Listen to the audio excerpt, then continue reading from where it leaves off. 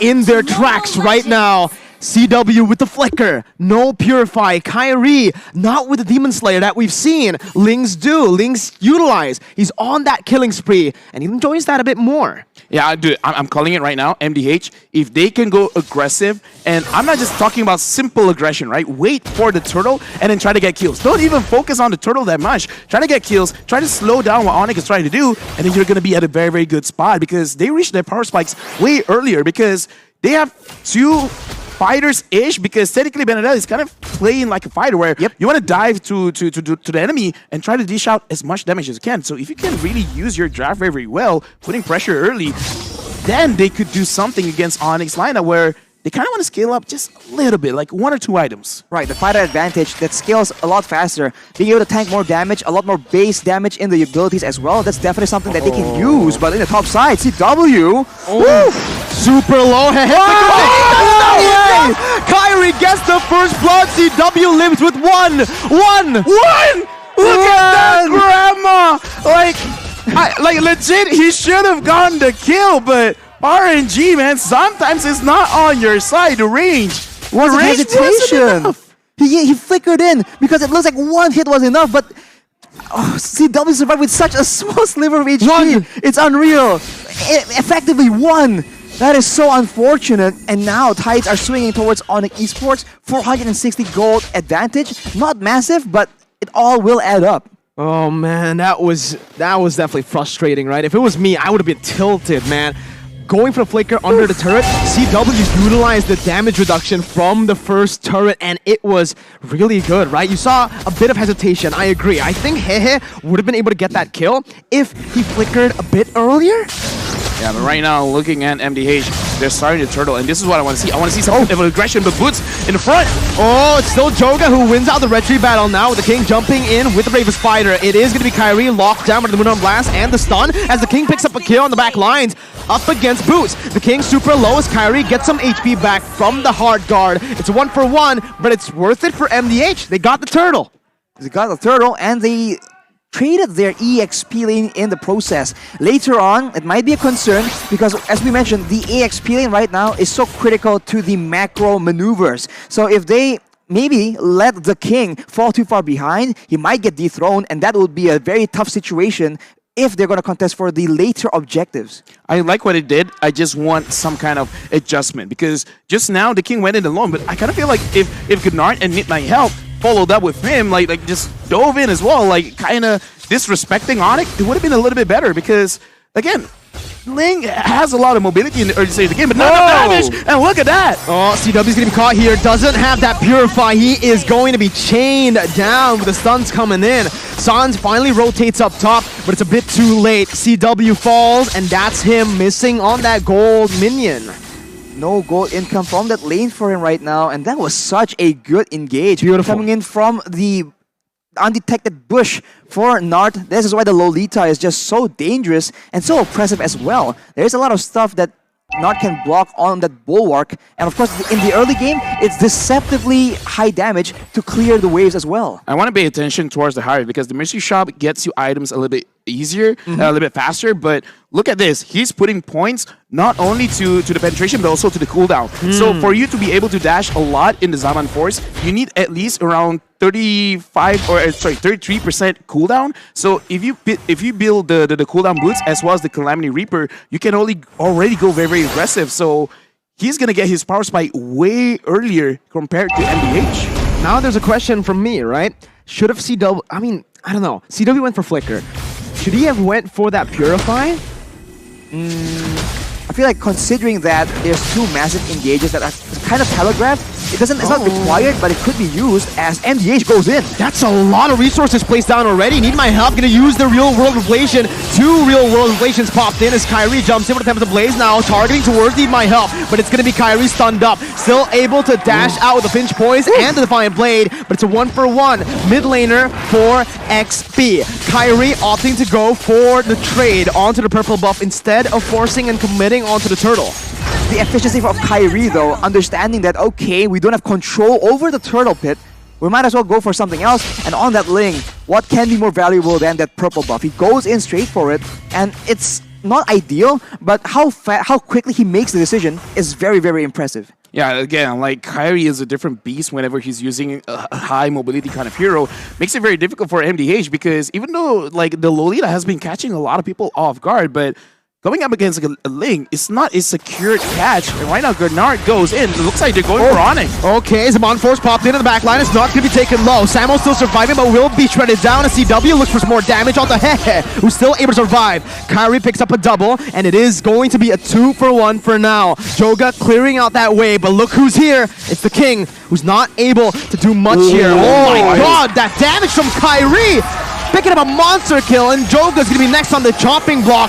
Kyrie with attempt to blaze now, looking for that kill, but will not be able to get in range. Samo just walks by, sends some love. Sense of love literally his way. And that is the speed that Onic is playing with right here. They're abusing that Link pick. And if we take a look at the items, the Berserker's Fury has been built up. That is why the crits were hitting kind of hard. And of course, with a Vampiric Scepter, he has a bit more sustain, so it's not as easy to take him out. But Boots now is the target. Uh-oh, 1 HP from Boots gonna be shredded down by Hehe as Kyrie tries to look for some sort of trade, but it will not work out. It's still just MDH getting that kill for free. Meanwhile, in the mid lane, final blows gonna be popped into the back line, and CW jumps in with his Zaman Force all the way, dodging everything, but he's gonna be terrified here. CW still flickering out, getting out of harm's way.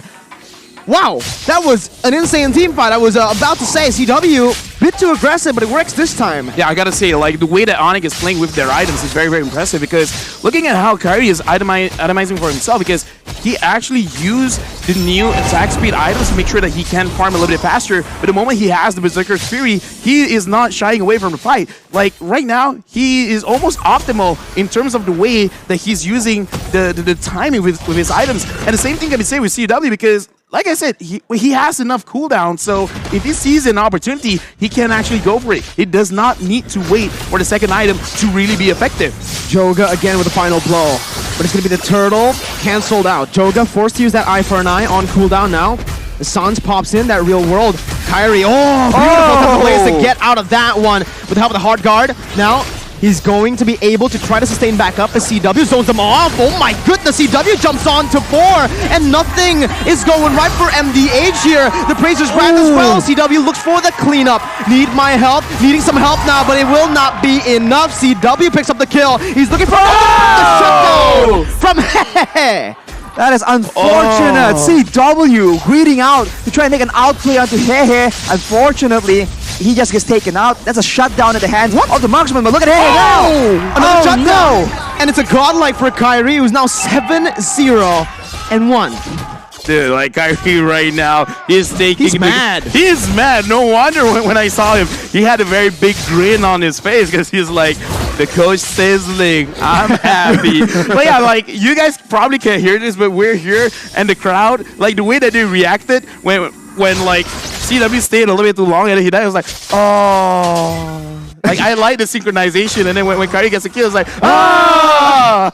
You can hear the home crowd advantage right here. But CW, he's so aggressive right now because, yes, he needs cooldown, Lofel, but he did build a Holy Crystal already, so... No, he doesn't need it anymore. It's like, yeah, I'm just going pure damage, man. Exactly. He thinks that the mobility is sufficient. Now, look at that burst damage.